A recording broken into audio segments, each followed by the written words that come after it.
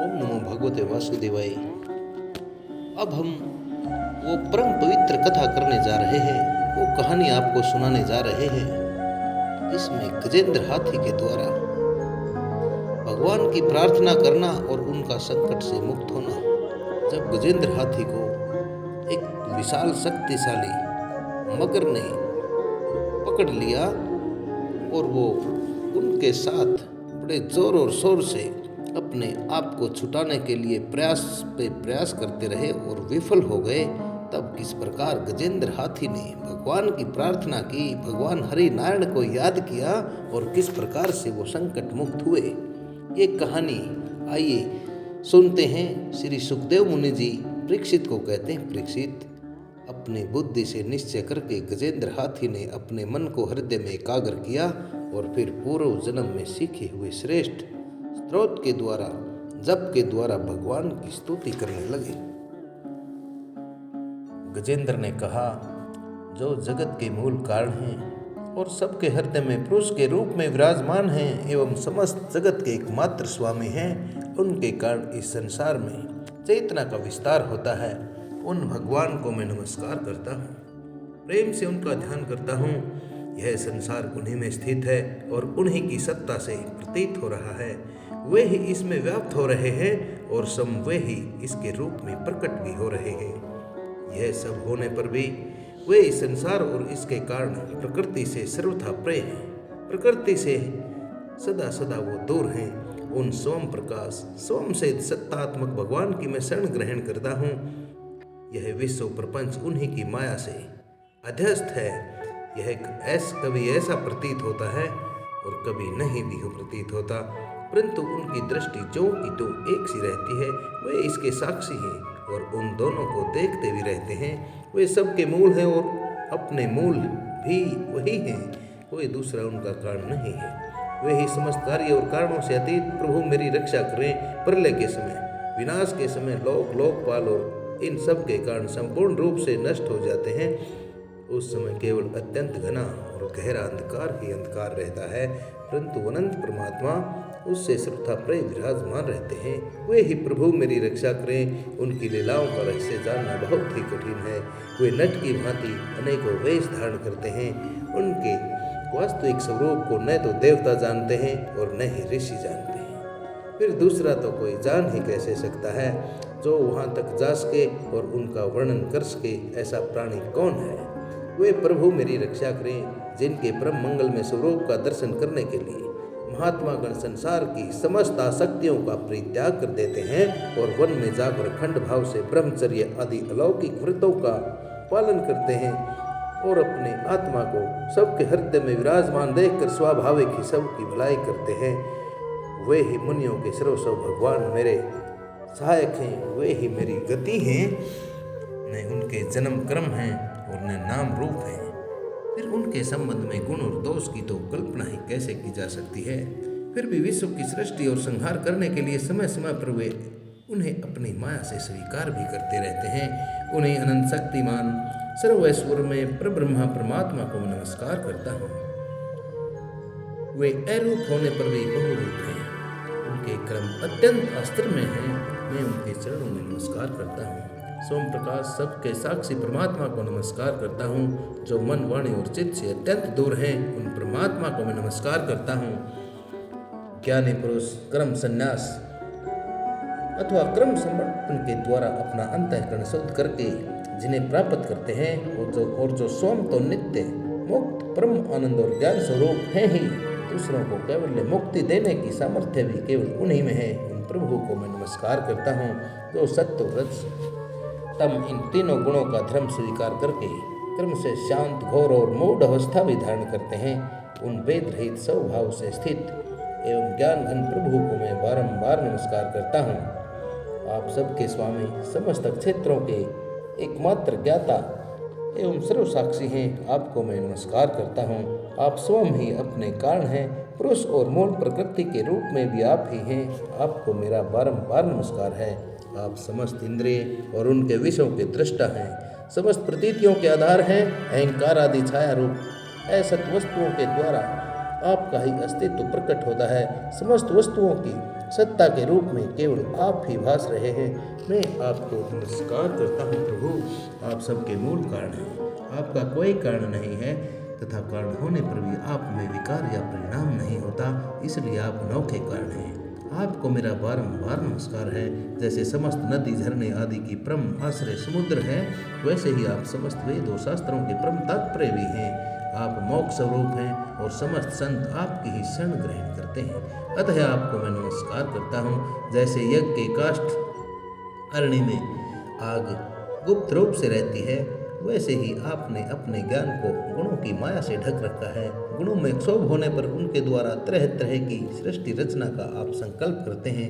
जो लोग क्रम संन्यास अथवा क्रम समर्पण के द्वारा आत्म तत्व की भावना करके वेद शास्त्रों से ऊपर उठ जाते हैं, उनके आत्मा के रूप में आप स्वयं ही प्रकाशित हो जाते हैं।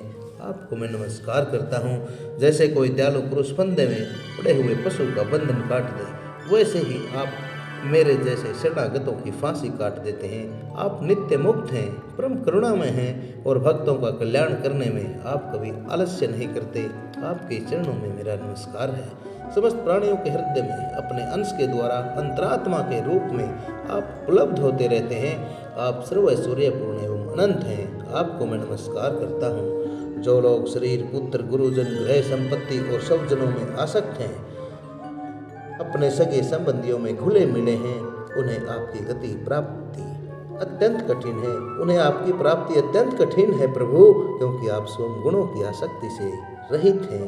आप स्वयं गुणों की आसक्ति से दूर हैं। जीवन मुक्त पुरुष अपने हृदय में आपका निरंतर चिंतन करते रहते हैं। उन सर्व ऐश्वर्यपूर्ण ज्ञान स्वरूप भगवान को मैं नमस्कार करता हूँ। धर्म, अर्थ, काम और मोक्ष की कामना से मनुष्य उन्हीं का भजन करके अपनी अभीष्ट वस्तु प्राप्त कर लेते हैं। इतना ही नहीं, वे उनको सभी प्रकार का सुख देते हैं और अपने ही जैसा अविनाशी पार्षद शरीर भी दे देते हैं। वही परम दयालु प्रभु मेरा उद्धार करें। जिनके अन्यन प्रेमी भक्तजन उन्हीं की शरण में रहते हुए उनसे किसी भी वस्तु की, यहाँ तक कि मोक्ष की भी इच्छा नहीं करते, केवल उनकी परम दिव्य मंगलमय लीलाओं का ज्ञान करते हुए आनंद के समुद्र में निमग्न रहते हैं। जो अविनाशी, सर्वशक्तिमान, अव्यक्त, इंद्रियों से अतीत और अत्यंत सूक्ष्म हैं, जो अत्यंत निकट रहने पर भी बहुत दूर जान पड़ते हैं, जो आध्यात्मिक योग अथवा ज्ञान योग अथवा भक्ति योग के द्वारा प्राप्त होते हैं, उन्हें आदि पुरुष, अनंत और परिपूर्ण परब्रह्मा परमात्मा की मैं स्तुति करता हूँ, वंदन करता हूँ, प्रार्थना करता हूँ। जिनकी अत्यंत छोटी कला से अनेकों नाम रूप के भेद भाव से युक्त ब्रह्मा आदि देवता, वेद और चराचर लोगों की सृष्टि हुई है। जैसे धधकती हुई आग की लपटें और प्रकाशित सूर्य से उनकी किरणें बार बार निकलती और उन्हीं में लीन रहती हैं, ठीक वैसे ही जिन सोम प्रकाश परमात्मा से बुद्धि, मन, इंद्रिय और शरीर, जो गुणों के प्रवाह रूप हैं, बार बार प्रकट होते और लीन हो जाते हैं, वे भगवान न देवता हैं न असुर हैं। वे मनुष्य और पशु पक्षी भी नहीं हैं। वे न स्त्री हैं, न पुरुष और न ही नपुंसक हैं। वे कोई साधारण या असाधारण प्राणी भी नहीं हैं। न तो गुण और न ही कर्म, न ही कार्य और न ही कारण है। सबका निषेध हो जाने पर जो कुछ बचा रहता है वही उनका स्वरूप है तथा वे ही सब कुछ हैं। वे ही परमात्मा मेरे उद्धार के लिए प्रकट हों। मैं जीना नहीं चाहता प्रभु। यह हाथी की योनि बाहर और भीतर सब और से अज्ञान रूप आवरण के द्वारा ढकी हुई है। इसको रखकर करना ही क्या है।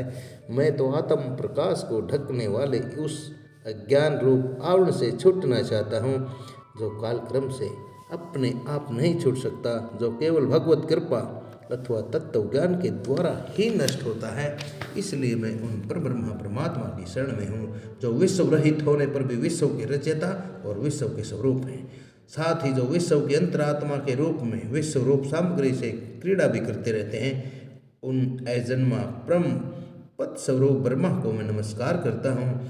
योगी लोग योग के द्वारा क्रम वासना और क्रम फल को भस्म करके अपने योग शुद्ध हृदय में जिन योगेश्वर भगवान का साक्षात्कार करते हैं, उन प्रभु को मैं नमस्कार करता हूँ।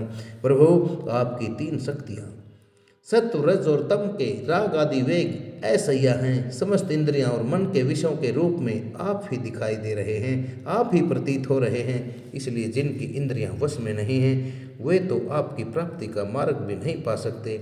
आपकी शक्ति अनंत है, आप शरणागत वत्सल हैं। आपको मैं बारंबार नमस्कार करता हूँ प्रभु। आपकी माया अहंग बुद्धि से आत्मा का स्वरूप ढक गया है। आपकी माया अहंग बुद्धि से आत्मा का स्वरूप ढक गया है, इसी से यह जीव अपने स्वरूप को भी नहीं जान पाता। आपकी महिमा अपार है। उन सर्वशक्तिमान एवं माधुर्य निधि भगवान की मैं शरण में हूँ। श्री सुखदेव मुनि आगे कहते हैं, परीक्षित, गजेंद्र ने बिना किसी भेदभाव के निर्विशेष रूप से भगवान की प्रार्थना की थी। इसलिए भिन्न भिन्न नाम और रूप को अपना स्वरूप मानने वाले ब्रह्मा आदि देवता भी उनकी रक्षा के लिए वहां पर नहीं आए। उस समय सर्वात्मा होने के कारण सर्वदेव स्वरूप स्वयं भगवान श्री हरिनारायण प्रकट हो गए। विश्व के एकमात्र आधार भगवान ने देखा कि गजेंद्र हाथी अत्यंत पीड़ा से पीड़ित हो रहा है, अतः उसकी स्तुति सुनकर वेद में गरुड़ पर सवार हो चक्रधारी भगवान बड़ी शीघ्रता के साथ वहां के लिए चल पड़े। वहां गजेंद्र अत्यंत संकट में पड़ा हुआ था। उनके साथ स्तुति करते हुए देवता भी आ गए। सरोवर के भीतर बलवान ग्रह ने गजेंद्र को पकड़ रखा था और वह अत्यंत व्याकुल हो रहा था। जब उसने देखा कि आकाश में गरुड़ पर सवार होकर हाथ में चक्कर लिए भगवान श्री हरिनारायण आ रहे हैं, तब उनकी सूंड में कमल का एक सुंदर फूल लेकर उसने ऊपर को उठाया और बड़े कष्ट से बोला, नारायण जगत गुरु भगवान आपको नमस्कार है। जब भगवान ने देखा कि गजेंद्र अत्यंत पीड़ित हो रहा है, तब वे एक बार की गरुड़ को छोड़कर कूद पड़े और कृपा करके गजेंद्र के साथ ही ग्रह को भी बड़ी शीघ्रता से सरोवर से बाहर निकाल लाए। फिर सब देवताओं के सामने ही भगवान श्री हरि ने चक्र से मगर का मुंह फाड़ डाला और गजेंद्र को छुड़ा लिया। इस प्रकार आप सभी द्वारा ये गजेंद्र हाथी किस प्रकार से अपनी पीड़ा से, किस प्रकार मगर से अपने आप को छुड़ा पाए, ये गजेंद्र कथा सुनी। गजेंद्र कौन थे, पूर्व जन्म में कौन थे, इसको सुनने के लिए कृपा श्री मद्भागवत महापुराण के अष्टम स्कंद के चतुर्थ अध्याय को अवश्य सुनिएगा।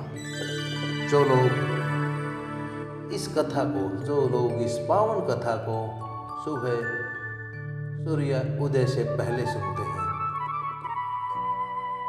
या शाम को करते हैं, किसी भी प्रकार की परेशानी, मानसिक, शारीरिक तथा लक्ष्मी धन हेतु किसी भी प्रकार की परेशानी है, वो परेशानी नहीं रहती, निश्चित रूप से दूर हो जाती है।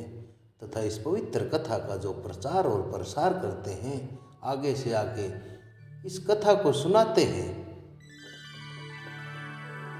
ऐसे पुरुष, ऐसे मनुष्य निश्चित रूप से मोक्ष के भागी बन जाते हैं। इन्हीं शब्दों के साथ नरेंद्र कौशिक का सभी को ओम नमो भगवते वासुदेवाय, ओम नमो भगवते वासुदेवाय, ओम नमो भगवते वासुदेवाय, ओम नमो भगवते वासुदेवाय।